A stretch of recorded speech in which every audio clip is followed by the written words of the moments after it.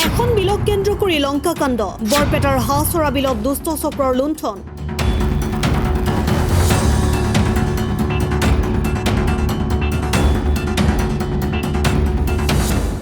মিন মহলৰ অনুমতি নোহোৱাকৈ বিলত মাছ ধৰিলে দুষ্ট চক্ৰই বৰপেটাৰ হাঁহচৰা বিলত দুষ্ট চক্ৰই লুণ্ঠন চলোৱাৰ অভিযোগ চৰকাৰ প্ৰশাসন তথা মিন মহলে অনুমতি প্ৰদান নকৰা সত্ত্বেও বিলত মাছ ধৰিছে হাঁহচৰাৰ দেৱদবাৰী চৰকাৰ প্ৰশাসন তথা মিন মহলে অনুমতি প্ৰদান নকৰা সত্ত্বেও বিলত মাছ ধৰিছে হাঁহচৰাৰ দেৱৰাদি গাঁৱৰ অলিমুদ্দিন আলী হাইদৰ আলী আৰু ৰফিকুল ইছলাম নামৰ লোক তিনিজনৰ বিৰুদ্ধে মিন মহলত অভিযোগ দাখিল কৰিছে হাঁহচৰা গাঁৱৰ জিয়াৰুল ইছলামে ধনবল বাহুবল প্ৰয়োগ কৰি বিলত মাছ ধৰাৰ অভিযোগ জিয়াৰুল ইছলাম নামৰ যুৱকজনৰ কেৱল ইমানেই নহয় জিয়াৰুল ইছলামৰ পৰা 3 বছৰ পূৰ্বে 3 লাখ টকা ধাৰত লৈছিল অলিমুদ্দিন আলী নামৰ লোকজনে মঙলবাৰে টকাখিনি ঘূৰাই খোজাত হাঁহচৰা চক বজাৰত জিয়াৰুল ইছলামক দলবদ্ধ আক্ৰমণ কৰে অলিমুদ্দিন আলী সহ কেইবাজনো লোকে ফলত সেই স্থানত ভয়ংকৰ মাৰপিটৰ ঘটনা সংঘটিত হয় উক্ত আক্ৰমণৰ ঘটনাত আঘাতপ্ৰাপ্ত হয় জিয়াৰুল ইছলাম তেওঁ নগাঁও প্ৰাথমিক চিকিৎসালয়ত চিকিৎসা সম্পন্ন কৰি বৰপেটা সদৰ থানাত অলিমুদ্দিন আলী হাইদৰ আলী ৰফিকুল ইছলামৰ লগতে আন 5জন লোকৰ বিৰুদ্ধে এজাহাৰ দাখিল কৰে জিয়াৰুল ইছলামে এটা হত্যা মানে কি মোৰ ডাঙৰ ভাইটো বিলত টেন্ডাৰ দিছিল এইজন মানুহে বিলত টেন্ডাৰ দিছিল ওলোৱা বিলত টেন্ডাৰ দিছে হাইদৰ কিন্তু একো দিয়া নাই এটা মানে আমাৰ গাঁৱৰ এটা মাতাব্বৰ মানে এতিয়া গুণ্ডামি কৰি খাই আছে আৰু সি মানে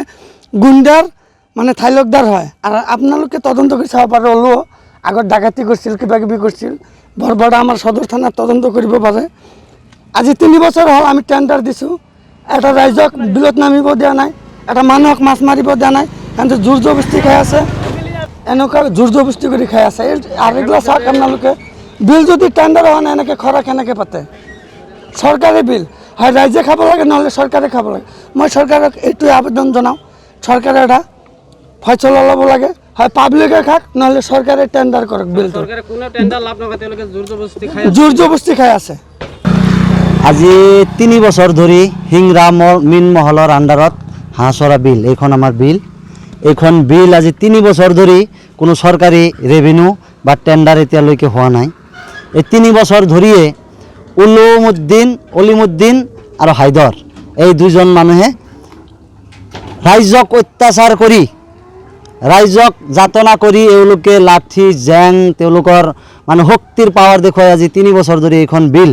বিনা ৰেভিনিউ চৰকাৰক নিদিয়াকৈ তেওঁলোকে দুটা গাৰ শক্তি বলেদি এইখন বিল খাই আছে আজি ৰাইজে এই বিলখনত যদি কোনো কাৰণত